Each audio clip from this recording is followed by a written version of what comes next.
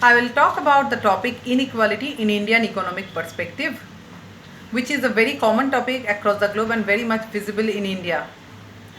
To talk about the topic, I have referred some materials from our textbook as offered by IIM Trichy, as well as the article as prescribed by Professor from Amartya Sen.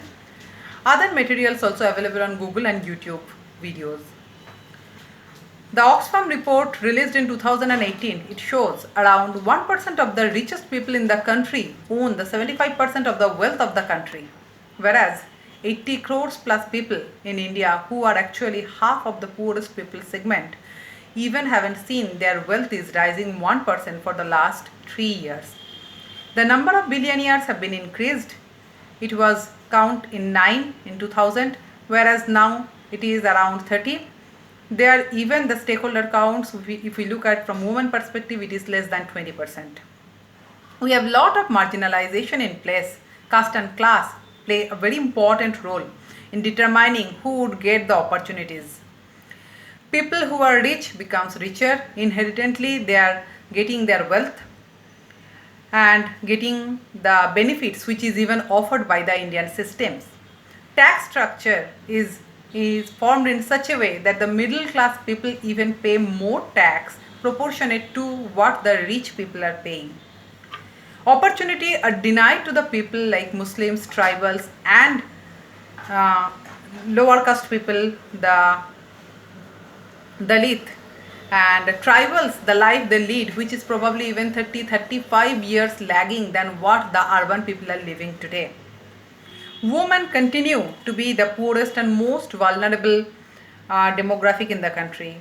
There is a decline in the labor force for the woman over the years. If we look at the data in 2004-2005, the woman workforce in India was around 28%, which gradually reduced to 21% in 5 years in 2011-12, and again it has been reduced.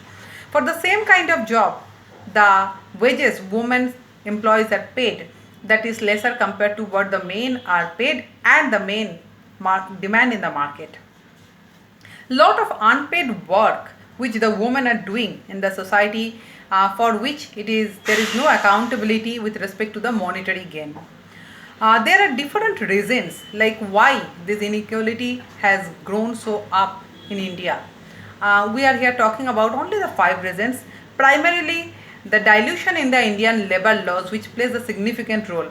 The corruption in Indian context, the rich business houses decides the policy for their own benefit by collaborating with the policy makers.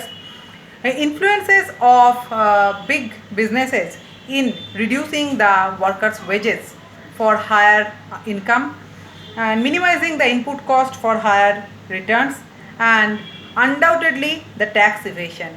Is there anything that the government of India can do to mitigate the gap between wealth ownership in the country? We believe so, the government can do. Probably the government can promote inclusive workforce across the sectors, across the industries. Government can relook at the policies for the Dalit, for the Muslims and tribal, so that these people can get proper health care, proper education, like what the urban people are getting. Government can publish the data and keep it transparent with the civilians which are being used for the tax reformation.